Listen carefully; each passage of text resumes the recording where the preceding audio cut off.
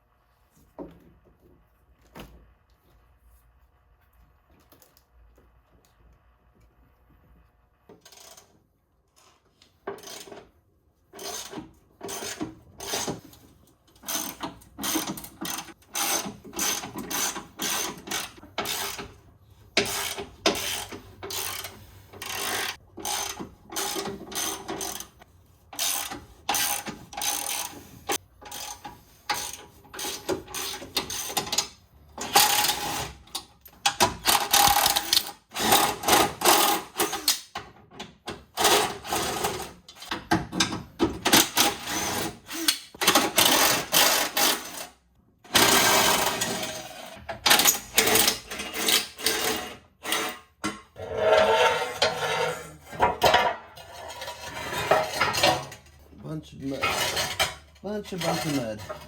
Now we're going to try to remove the drive shaft.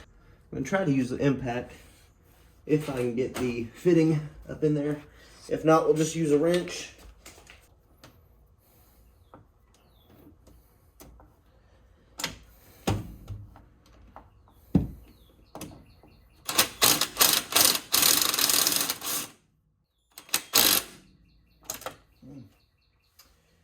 Yep, looks like we're going to use a good old wrench.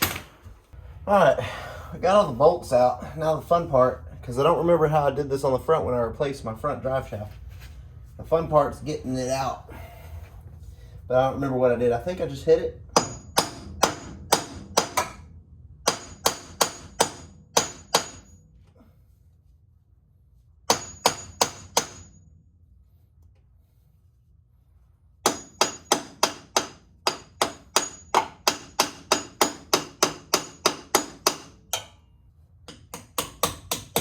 Yeah, there we go.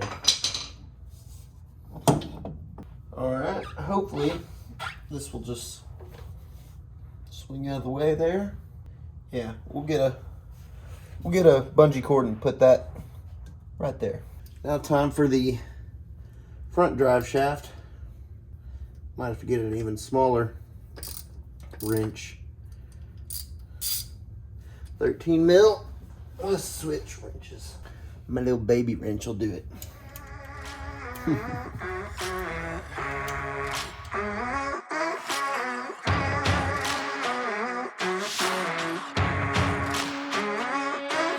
storm is coming, but I'm prepared.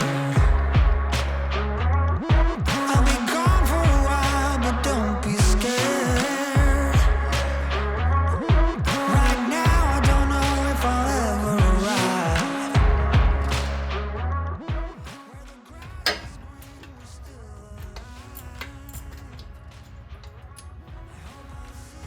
One bolt.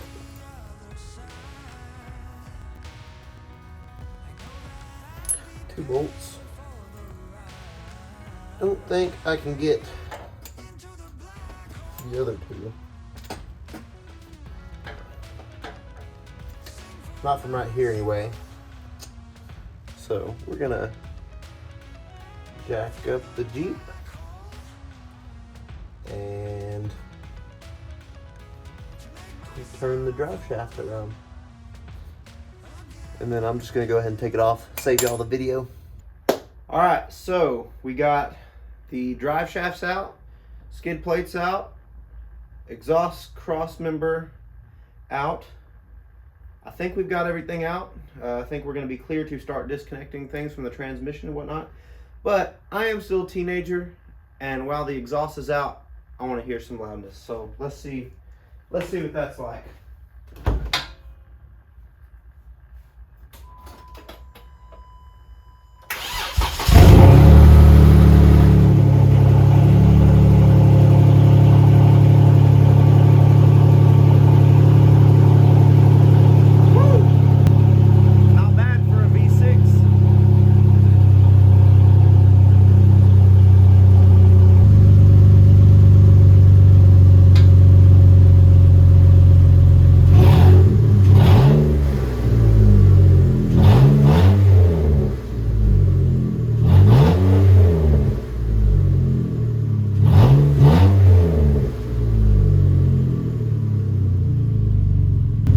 Sounds pretty.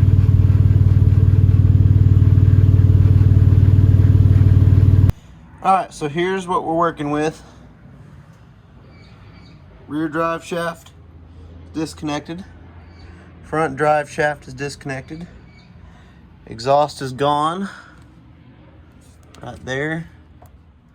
So we're all free except for this transmission cross member, which I have to leave that there until we are actually ready to drop. I think what I'm gonna go ahead and do now is take out the starter, because I've got to do that anyway for this project, and that's usually a fun one to do. So I'm gonna go ahead and do that. Then we're gonna start disconnecting shifter lines and wiring, sensors, all that fun stuff. So should be interesting. Alrighty guys, so it is actually the next day here, and finally got everything disconnected. And it's gonna be dark under here. Should have brought my light, so my phone light will have to do. So everything's disconnected, the cross member's gone. I unbolted the flywheel bolts from the torque converter, and she's basically ready to come down. I've already attempted to give it a pull, but it's pretty stiff. So I'm getting some suggestions online, and I might have some buddies come over later, and we're gonna try to wiggle it out. But I don't think I'm gonna be able to pull it out on my own, between all the weight and it just being really stuck on there. So yeah, but other than that, it's been pretty easy. So yeah, hopefully if the rest goes smooth with the help of some buddies, this will be worth doing in order to save $1,100. So I got it. So here was the problem. You have to reach way up here to get these two bolts. You're not gonna really be able to, well, let me get some light. There's two bolts that go up there, and they're super hard to do. And I could not see them, feel them, nothing. So I called a transmission shop, and they said that if it's not coming, then something's still connected. So he said you need to really double check before you do any more pulling. So I double checked, found those two bolts, and boom, we're to the flywheel.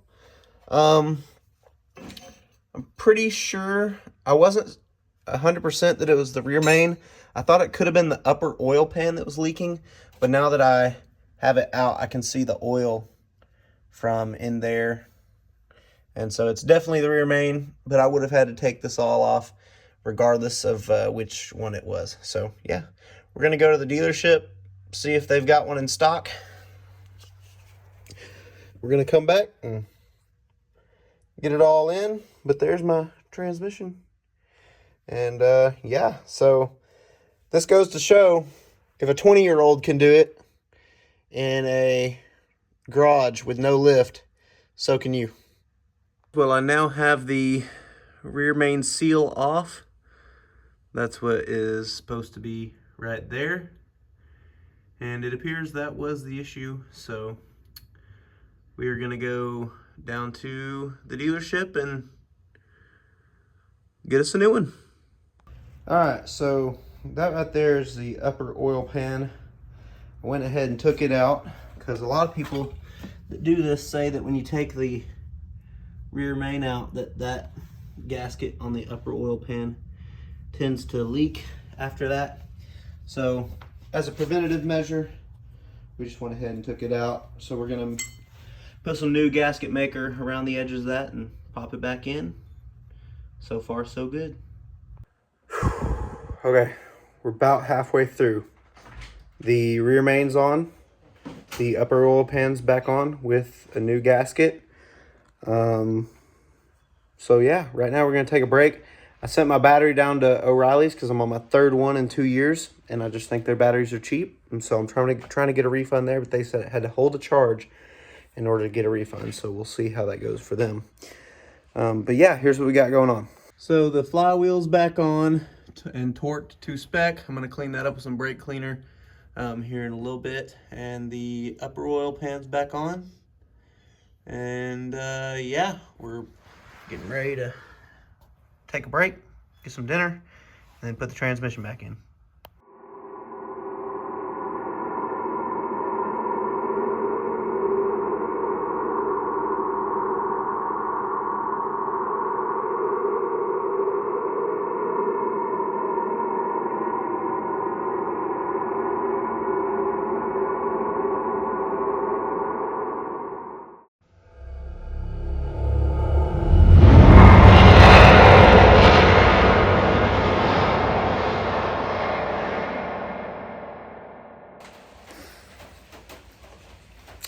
I'm gonna just let this one sit here and resonate.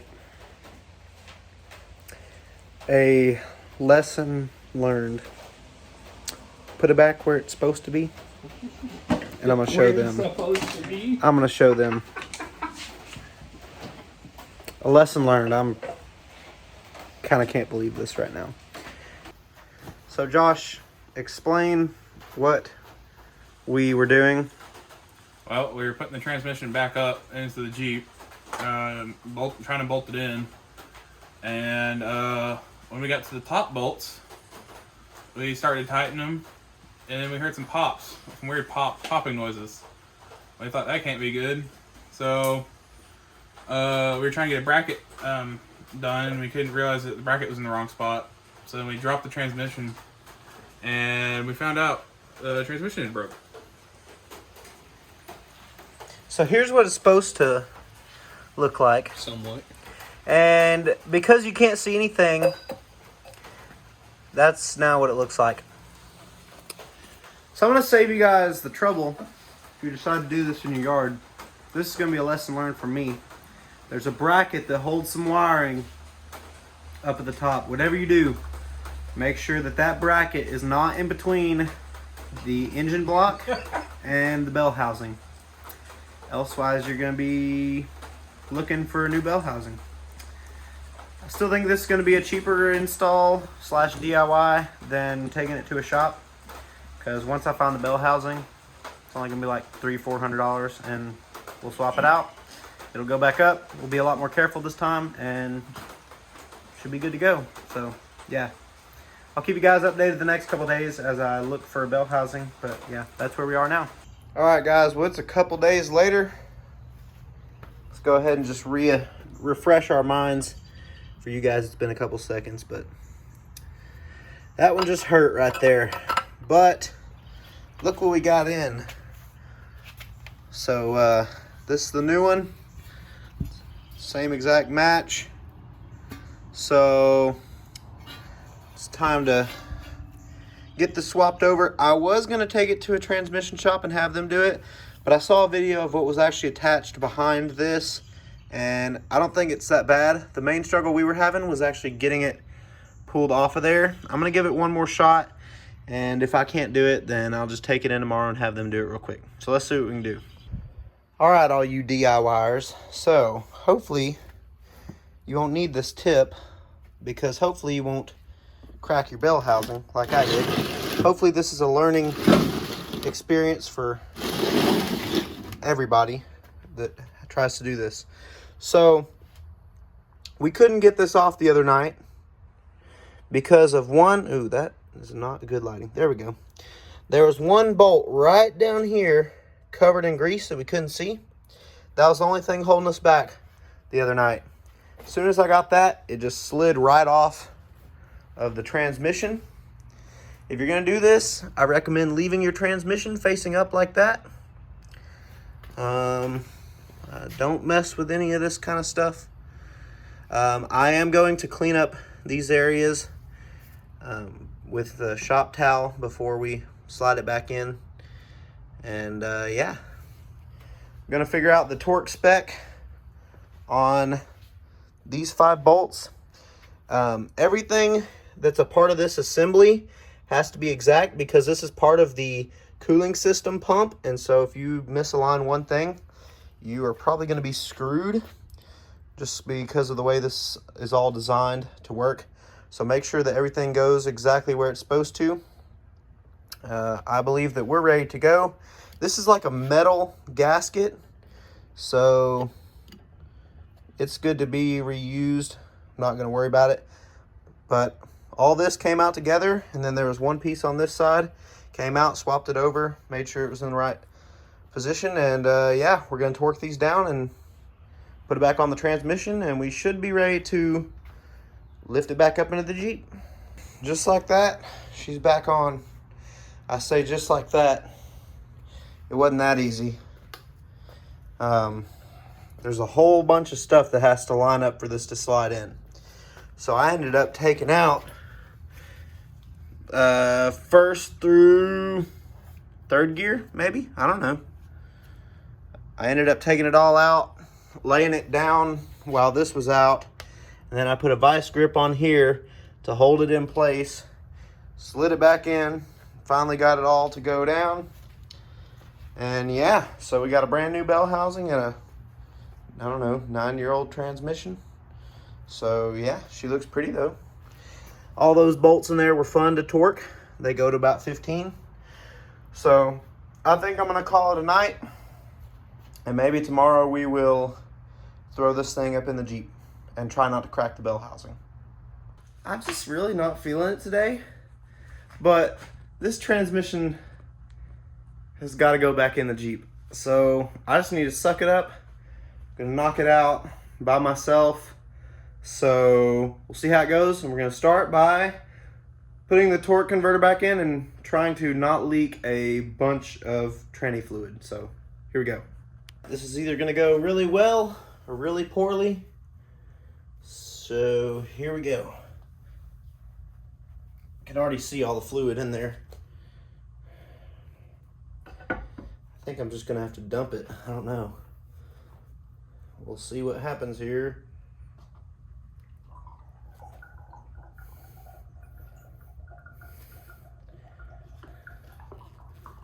Oh. All right. We got a little bit out, but a lot of it just went in the bell. Yeah, let's scrap that idea. New idea. Let's just put it in and clean up whatever happens. Here goes.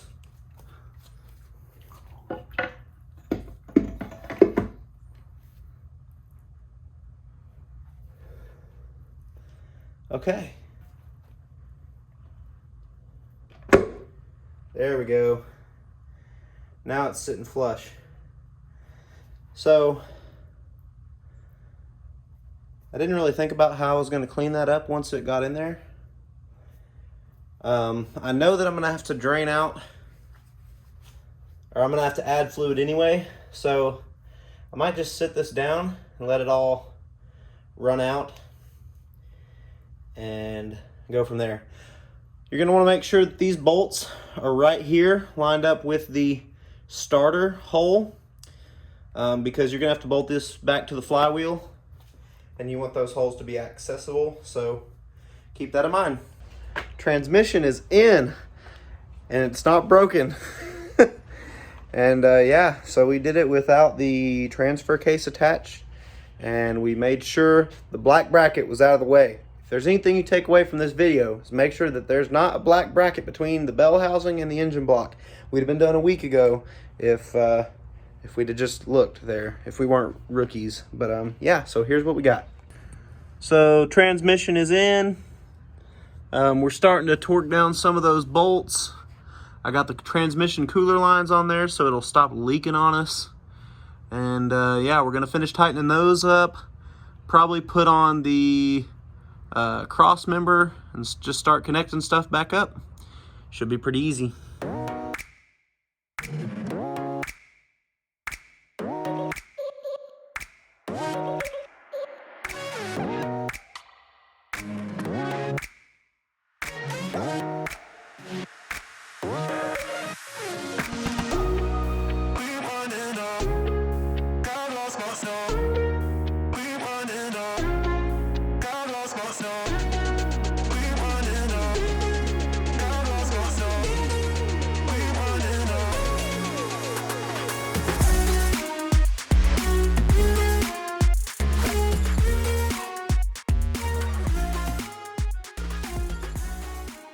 Alrighty guys, and as guaranteed through my DIY craftsmanship, she's gonna start.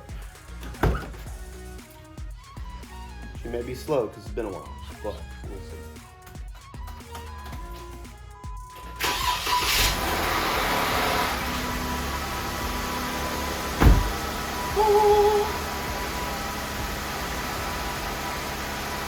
Nice and quiet again, not loud, so that's good.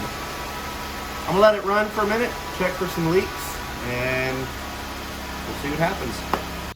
Alrighty guys, well, about after a week and a half of work and waiting on parts and time in the garage and humidity and sweating, big bunch of things, finally got the Jeep back running. I took it for a test drive. It goes through all the gears, it's real smooth, and so far there's no leaks, so that's good. Big takeaway from this video, if you do this yourself in your garage, it is very possible, but don't crack your bell housing. Watch for the black bracket that's at the top and you'll be good to go. Other than that one issue, this is actually pretty simple and was not that hard, just very time consuming. If you don't have to deal with taking the transmission off the jack to slide it out from under the Jeep, you won't have to worry about getting it back onto the jack and then back up. That was one of the hardest parts, was getting it back on the jack that we were using. So if you're able to just pull it out, drop it, change out the rear main seal, lift it back up, it'll go right back on. And yeah, another thing that was kind of finicky was getting the torque converter bolts to line back up to the flywheel. So when you lift the transmission back up, don't tighten any bolts. Actually, you're going to want to move the flywheel accordingly and adjust the torque converter and get all of those bolts back in first. So that's another good tip for you. That's what we had to do. We ended up loosening all the bolts on the transmission again because we didn't know that tip. So if you do this yourself, try that first and it should go smoothly. Other than that, do I recommend doing this in your garage by yourself? Maybe not by yourself, get a buddy, but very doable in your garage. So I'm only 20 years old and there were no YouTube videos on anybody doing this in their garage. So I'm the first and I think you can do it too. So until the next video guys, we got some big things coming and I can't wait to show you that.